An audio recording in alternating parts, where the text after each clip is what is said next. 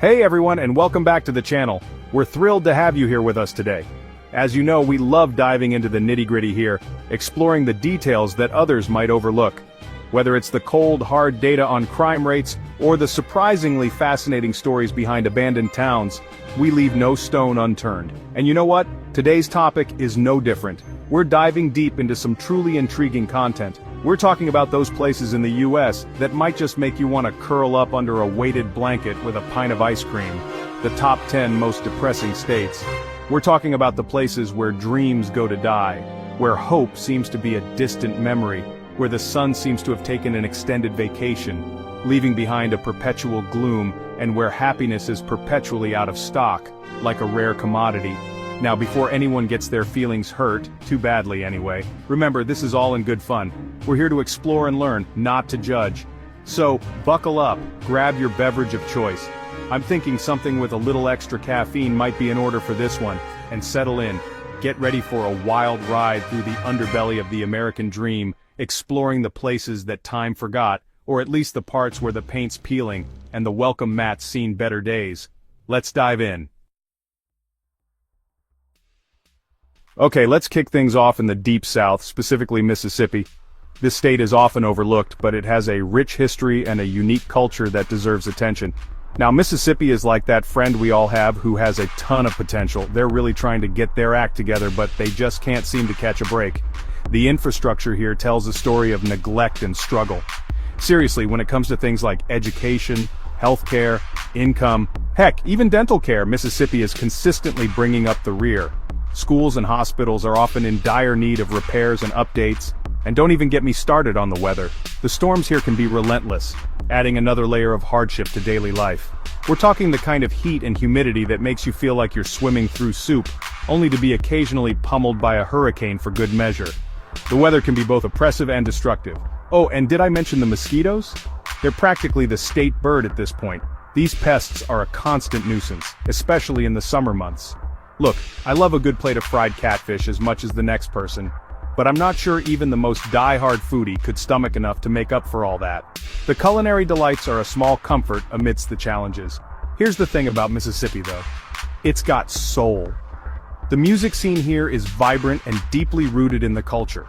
It's the birthplace of the blues after all.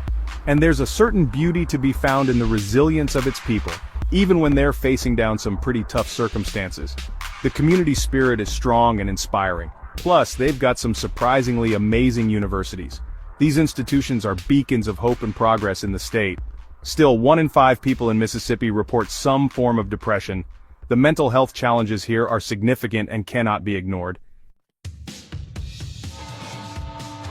Next up, we're heading north to the heart of the Midwest, Ohio. Now, Ohio, my friends, is a bit of a head-scratcher. It's not that it's inherently bad, it's just that it has this undeniable sadness about it. Maybe it's the endless gray skies that seem to hang over cities like Cleveland, Cincinnati, and Dayton, places that, let's be honest, have seen better days. Or maybe it's the economy, which seems to be stuck in a tug-of-war between dying industries and low-paying jobs. The manufacturing sector, once the pride of Ohio, has been in decline for decades. And let's not forget about the opioid crisis, which hit Ohio particularly hard. Communities have been devastated, families torn apart, and the state is still grappling with the aftermath. Even LeBron James, the prodigal son himself, couldn't wait to get out of there. His departure was a blow to the morale of many Ohioans. And if the Cleveland Browns are any indication, a team so cursed they make Sisyphus look lucky, this state just can't seem to catch a break. Year after year, the fans' hopes are dashed. The Browns were so bad they moved to Baltimore to become the Ravens, and then Cleveland got a new team called the Browns, and they're terrible too. It's a never-ending cycle of disappointment. It's like a Greek tragedy. The struggle, the heartbreak, the endless quest for redemption. Ohio embodies it all.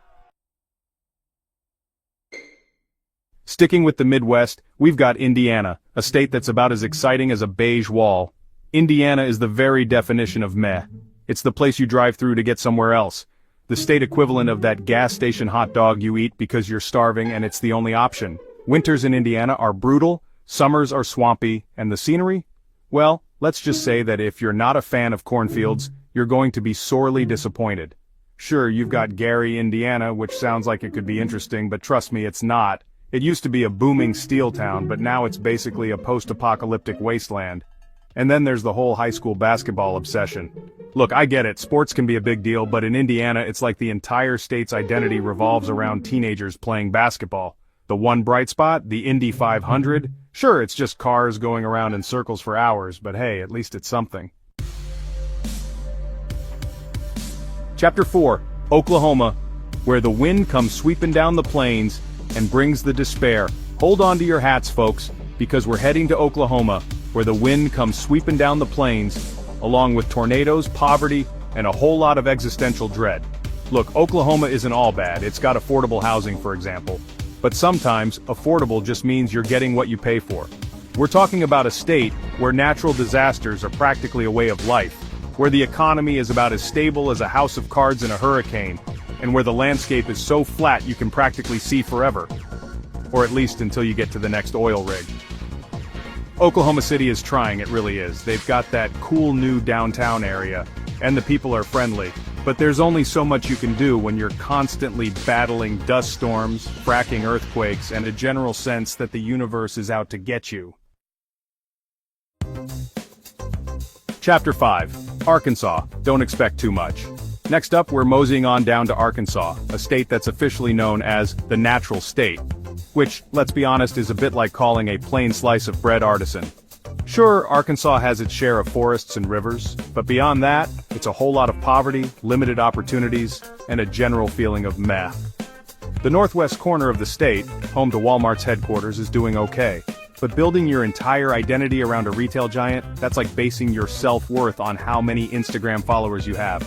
And then there's Hot Springs, which is like a time capsule from the 1950s, but not in a good way. Chapter 6, Kentucky, more than just bourbon and bluegrass.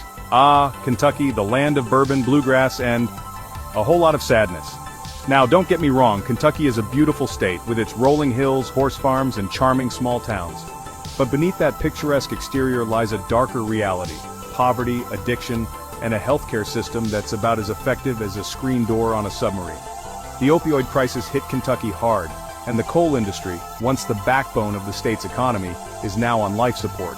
It's enough to make you want to drown your sorrows in a glass of bourbon, which ironically is probably pretty easy to do in Kentucky.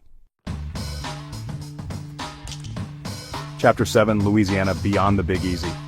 Next up, we're heading down south to Louisiana, a state that's synonymous with Mardi Gras, jazz music, and a certain joie de vivre. But once you get beyond the vibrant energy of New Orleans, things start to get a little complicated. We're talking about a state that's been plagued by corruption, poverty, and more than its fair share of natural disasters.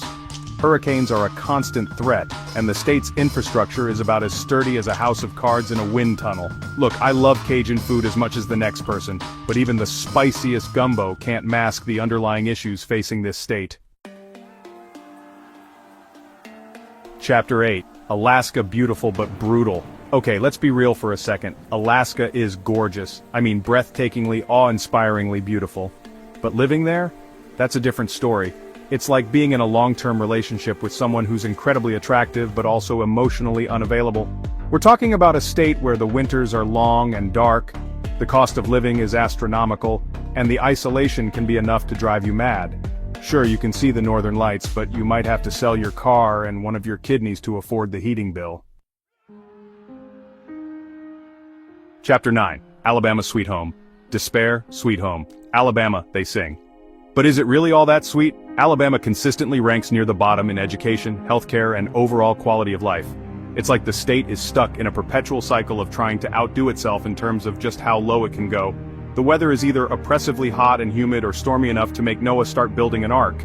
Even college football, which Alabamans are ridiculously passionate about, can't fully distract from the state's deeper issues.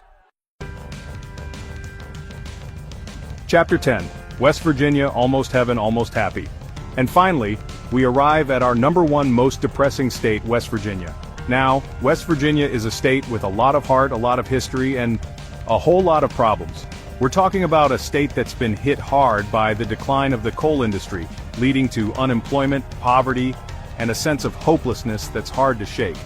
The mountains are beautiful, sure, but you can only look at them for so long before you start to wonder if there's anything else to do. or if there's any hope for the future.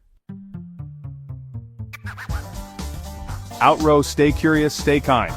Well, there you have it, the top 10 most depressing states in America. Now, before you grab your pitchforks and torches, remember, this is all in good fun, mostly.